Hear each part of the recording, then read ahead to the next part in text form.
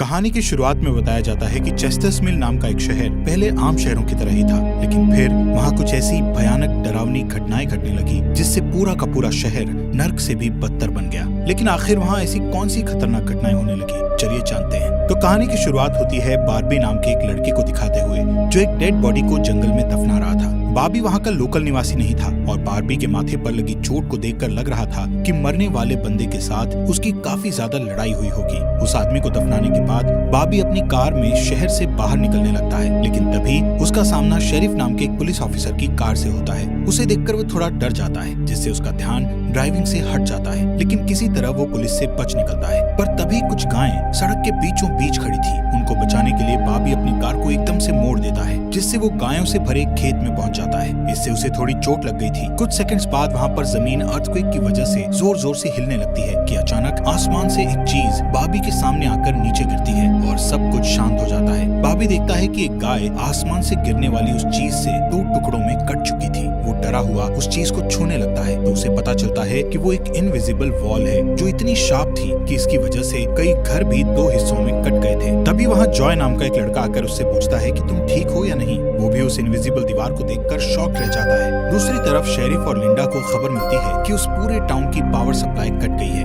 Phone lines बंद हो गई हैं और इंटरनेट भी काम नहीं कर रहा है। यहाँ तक कि सारे सैटेलाइट कनेक्शंस भी काम करना बंद कर गए थे। तभी शहर के ऊपर से उड़ रहा एक प्लेन उस इनविजिबल वॉल से टकराकर क्रैश हो जाता है, जिसे देखकर लोग और भी ज्यादा घबरा गए थे। और ये बात कंफर्म हो जाती है कि ये सिर्फ एक इनविजिबल दीवार नहीं बल्कि एक राउंड शेप डोम यानी गुम्बद है जिसने आधे शहर को कवर कर लिया है। वहीं दूसरी साइड हम एक रेडियो स्टेशन पर फिल और उसकी असिस्टेंट डोडी को देखते हैं जो सिग्नल लाने की कोशिश कर रहे थे। वो दोनों थोड़ा कंफ्यूज थे कि अचानक सिग्नल क्यों चला गया। यहाँ पर फिल को लगता है कि ये अच्छा मौका है उनकी रेडियो रेटिंग्स को हाई करने का, इसलिए वो दोनों सिग्नल को ठीक करने में लग जाते हैं। वहीं एक फायर ट्रक डोम की दूसरी तरफ से आ रहा था, जिसे देख बार्बी ट्रक वाले को इस इनविजिबल वॉल की तरफ इशारा करता हुआ उसे रुकवाकर क्रैश होने से बचा लेता है। थोड़ी देर बाद वहाँ इन्वेस्टिगेशन करने के लिए कुछ पुलिस वाले आते हैं, पर इस इनविजिबल डोम को समझना उनके बस की बात नहीं थी। उसी समय वहाँ पर एक शहर का काउंसिलमैन जिसका नाम बिग जिम था वो भी पहुँच जाता है, लेकिन उसे भी इस डोम के बारे में कुछ भी समझ नहीं आता। यहाँ पर पुलिस को इन्फॉर्मेशन मिलती है कि उस शहर की तरफ आने वाले सभी रास्तों को बंद कर दिया गया है क्योंकि उस डोम की वजह से बहुत सारे एक्सीडेंट हो रहे हैं। इसके थोड़ी दूर घर पर जूनियर नाम का लड़का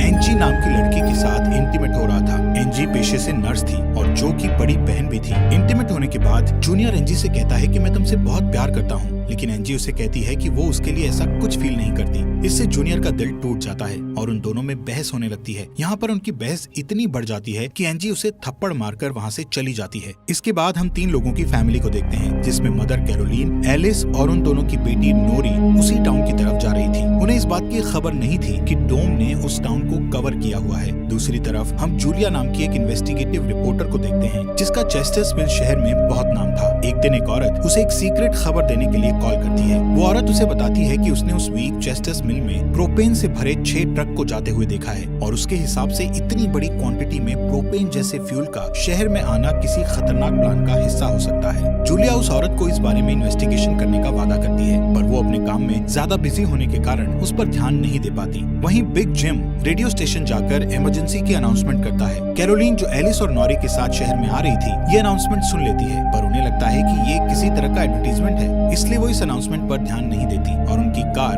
डोम से टकराते टकराते बचती है क्योंकि उससे पहले दूसरी तरफ से आ रहा एक ट्रक डोम से टकराकर क्रैश हो जाता है, जिसे देखकर वो तुरंत अपनी कार की ब्रेक लगा देती है। इतने बड़े इंसिडेंट को देखकर नॉरी के दौरे पड़ने लगते हैं, जिससे वो बेहोश हो जाती है, लेकिन बेहोश होने से पहले वो किसी पिंक स्टार के बारे में कहती है। अब यहाँ से नोरी को जल्दी से हॉस्पिटल में ले जाया जाता है, जो कि टाउन में होने वाली घटनाओं से घायल हुए लोगों से भरा पड़ा था। वहीं जूलिया और बार्बी घायल हुए लोगों को हॉस्पिटल ला रहे थे। इसी हॉस्पिटल में जूलिया का हस्बैंड भी डॉक्टर था। वो उससे मिलने जाती है, लेकिन उस वक्त उसका हस्बैंड हॉस्पिटल में नहीं था। हॉस्पिटल में जूलिया को पता चलता है कि उसका हस्बैंड संडे को कभी काम नहीं करता था, पर वो जूलिया को हमेशा झूठ बोलता आ रहा था। हॉस्पिटल के बाहर हम बार्बी और एंजी को मिलते हुए देखते हैं। दोनों को साथ देखकर जूनियर के अंदर एक अलग सी जलन पैदा होती है। वहीं अब टाउन के बॉर्डर्स को सैनिकों द्वारा सील कर दिया जाता है। बहुत सारे साइंटिस्ट और एक्सपर्ट्स को भी इस अजीबोगरीब मुसीबत का असल कारण नहीं पता चलता, पर कुछ घंटों बाद बिग जिम प्रोपेन के बारे में बात करने के लिए शेरिफ से मिलता है।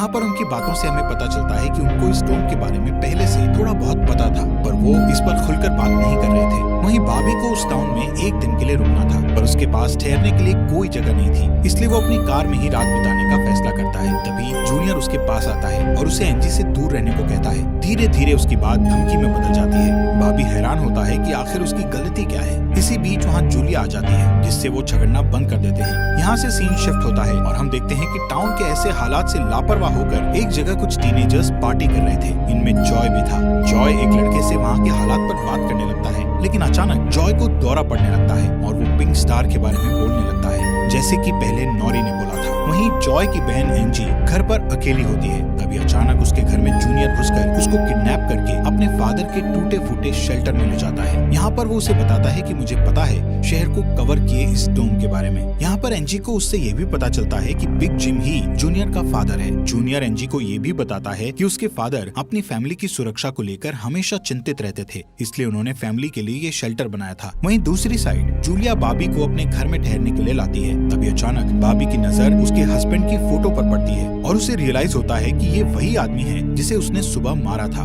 दूसरी तरफ लिंडा और शेरिफ सभी व्हीकल्स पर नजर रख रहे थे ताकि कोई भी गलती से इस डोम से न टकरा जाए। तभी अचानक शेरिफ को अटैक आ जाता है और वो वहीं पर मर जाता है। अब यहाँ से हमें सुबह की घटना फ्लैशबैक में दिखाई जाती है, जहाँ बॉबी टाउन में जूलिया के हस्बैंड जो डॉक्टर थे उनसे मिलने आया था। वो उनसे कुछ पेमेंट की बात करता है पर डॉक्टर उसे पेमेंट देने से इनकार कर देता है, जिस वजह से उन दोनों में झगड़ा हो जाता है और एक्सीडेंटली बॉबी उसे गोली मार देता है। बॉबी जानता था कि भले ही उसने उसे गलती से मारा है, पर उसे इसकी सजा मिलेगी और इससे बचने के लिए उसने उसकी बॉडी को जंगल में दफना दिया। वहीं प्रेजेंट में सुबह उठकर बार्बी देखता है कि उसके गले की चेन गायब है, तो वो जूलिया से इसके बारे में पूछता है। जूलिया उससे कहती है कि वो उसकी चेन को ढूंढकर उसे दे देगी, पर तभी बॉबी को याद आता है कि वो चेन उस केबिन में ही गिर गया था जहाँ उसने उसके पति को मारा था। उधर जॉय अपने फ्रेंड बेन के साथ था, जिसने पिछली रात सीजर के वक्त उसकी मदद की थी। बेन जॉय से पिंक स्टार के बारे में पूछता है जो उसने रात को दौरा पड़ते वक्त कहा था, लेकिन जॉय को उसके बारे में कुछ भी याद नहीं आ रहा था। वहीं रेडियो स्टेशन में डोडी एक स्पेशल डिवाइस की मदद से डोम के बाहर वाले लोगों से कांटेक्ट करने में सक्सेसफुल हो जाती है। वो सोल्जर्स को आपस में बात करते हुए सुन सकती थी, पर वो उनसे कुछ नहीं कहती। वहाँ सोल्जर्स भी कंफ्यूज थे कि आखिर ये इनविजिबल वॉल क्या है। दूसरी तरफ बिग जिम रेस्टोरेंट में बैठा ब्रेकफास्ट कर रहा होता है कि लिंडा वहाँ आकर उसे शेरिफ के मरने की खबर सुनाती है, जिससे वो लोग तुरंत बंकर में डेड बॉडीज को दफनाने वाले के पास जाते हैं, जिसका नाम लेस्टर था। उधर एंजी शेल्टर में किसी को मदद के लिए बुलाने की पूरी कोशिश करती है, पर वो कामयाब नहीं होती। तभी जॉय वहाँ आता है और उसे चेन के जरिए बेड से बांध देता है। वहीं बिग जिम लेस्टर को अपने साथ लेकर आता है, जो कि शेरिफ का ही दोस्त था। शेरिफ की मौत से वो बहुत दुखी और परेशान हो जाता है। जब लिंडा उनके आसपास नहीं होती, तब वो और बिग जिम पिछले महीने होने वाले प्रोपेन के इंपोर्ट के बारे में बात करते हैं कि प्रोपेन के इंपोर्ट में उन तीनों का ही हाथ था और उन्होंने टाउन वालों से ये बात छुपाई थी। शेरिफ की मौत से ये कंफर्म हो गया था कि वो उनकी इन्वॉल्वमेंट के बारे में किसी को कुछ नहीं बता पाएगा, जो कि उनके लिए अच्छी खबर भी थी। उसी दिन बाद में लिंडा पुलिस स्टेशन आती है तो देखती है कि बिग जिम शेरिफ के ऑफिस में कुछ ढूंढ रहा है। लिंडा की पूछने पर जिम उसे कहता है कि वो वहाँ शेरिफ की वसीयत के पेपर्स ढूंढ रहा है, लेकिन असल में वो वहाँ प्रोपेन के इंपोर्ट से जुड़े पेपर्स को ढूंढने आया था, जो उसे और लेस्टर को परेशानी में डाल सकते थे। वो तुरंत बाहर आकर शेरिफ को बताता है कि मुझे लगता है वो पेपर शेरिफ के घर में होंगे, जिन्हें लाने के लिए वो लेस्टर को तुरंत उसके घर भेजता है। इसी बीच जूलिया जल्दी से रेडियो स्टेशन पर डूडी के पास जाती है, जहाँ वो देखती है कि वो लोग डिवाइस के जरिए डोम के बाहर खड़े सैनिकों की बातचीत सुन सकते हैं। उनकी बात सुनने पर जूलिया को पता चलता है कि वो लोग जमीन खोदकर डोम को बाहर निकालने की कोशिश कर रहे हैं, पर वो इस काम में कामयाब नहीं हो पा रहे हैं। इसके बाद जूलिया रेडियो के जरिए पूरे टाउन में डोम वाली खबर को फैला देती है, जिससे लोगों में डर पैदा हो जाता है और लोग घबरा जाते हैं। वहीं जॉय और बेन बॉर्डर के पास साइंटिस्ट को अपना काम करते हुए देखते हैं। साइंटिस्ट ये देखते हैं कि डोम के ऊपर पानी का क्या असर होता है, पर उन्हें ज्यादा कुछ समझ नहीं आ रहा था, जिससे वो किसी नतीजे पर नहीं पहुंच पाते। वहीं जॉय देखता है कि ये डोम एक छलनी की तरह है।